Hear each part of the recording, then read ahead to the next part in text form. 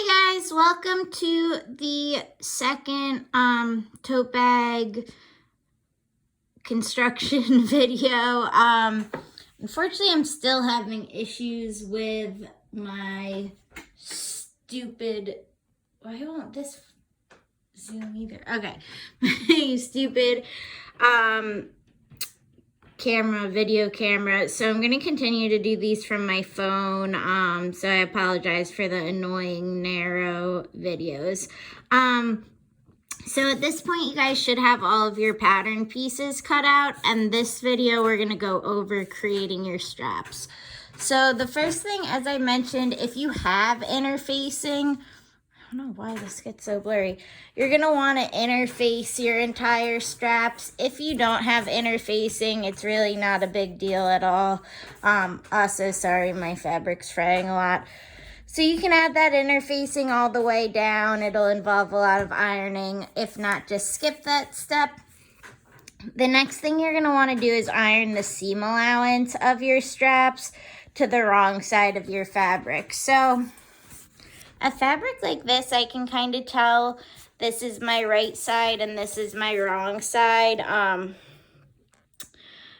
by the weave of the material. Same thing with if I'm using a printed material like my other tote bag. It's obvious. If you can't tell the difference between the two sides of your fabric, it won't matter, so don't worry too much.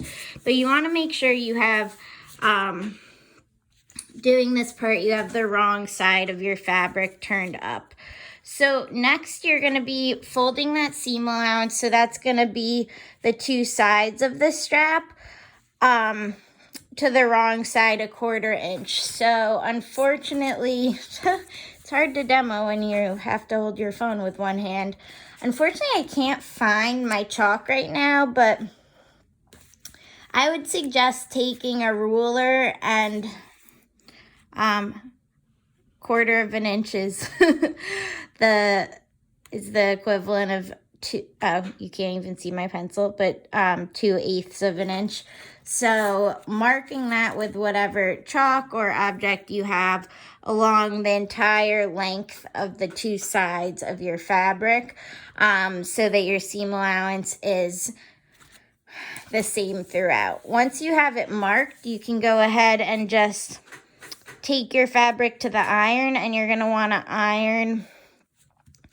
And this is going to take a while. Sometimes this, for the two straps, since they're 53 inches long, it could even take you an hour of ironing, or at least a half an hour. But you're going to iron 1/4 inch to the wrong side on both of these, all the way on both straps. And then once you've done that at the iron, you're going to want to fold the strap in half. So now we're looking at the right side of the fabric, and you're matching your two clean edges together. So these are my edges where the 1/4 inch has been folded under.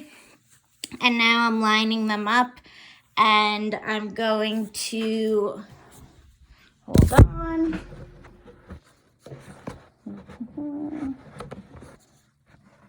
I'm gonna wanna pin these together.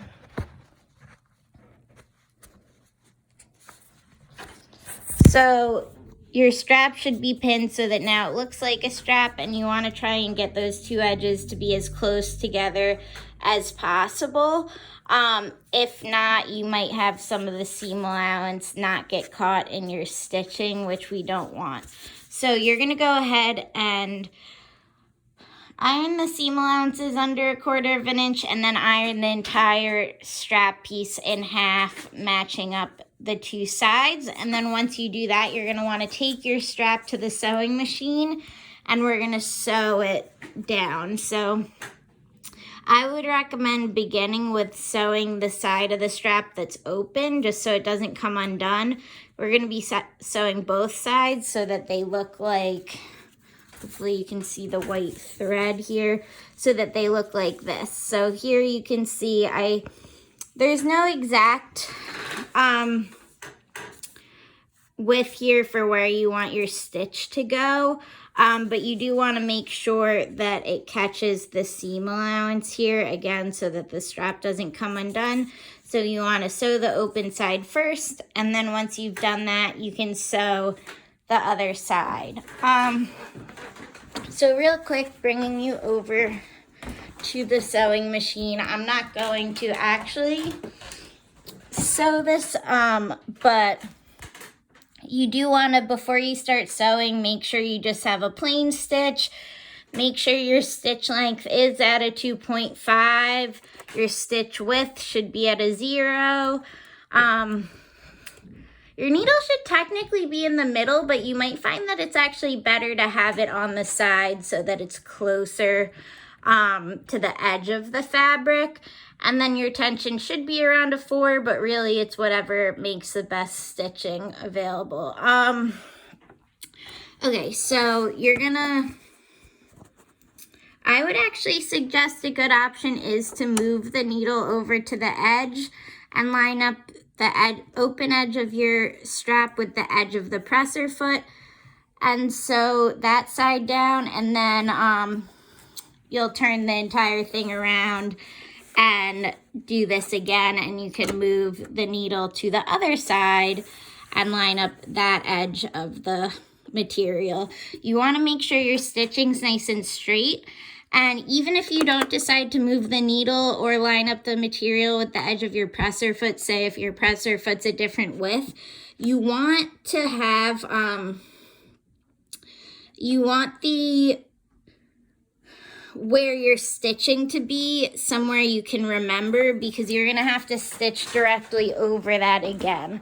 So, so when you attach your strap, you're going to attach it by sewing directly over that stitch line. So you want to remember exactly where you sewed to make it easier so it doesn't look like you have multiple stitch lines going on. So I know these instructions were pretty short, but the ironing and the pinning and everything will take a while. And when you're done, you should have two long straps. If they're about the length of your body, you did it right. So don't think they're too long.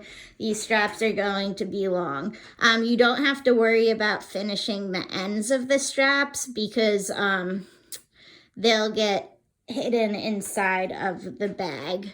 So go ahead and create your straps, and then in the next video I will talk about the bag pieces and the pockets. Thanks for tuning in, guys. All right.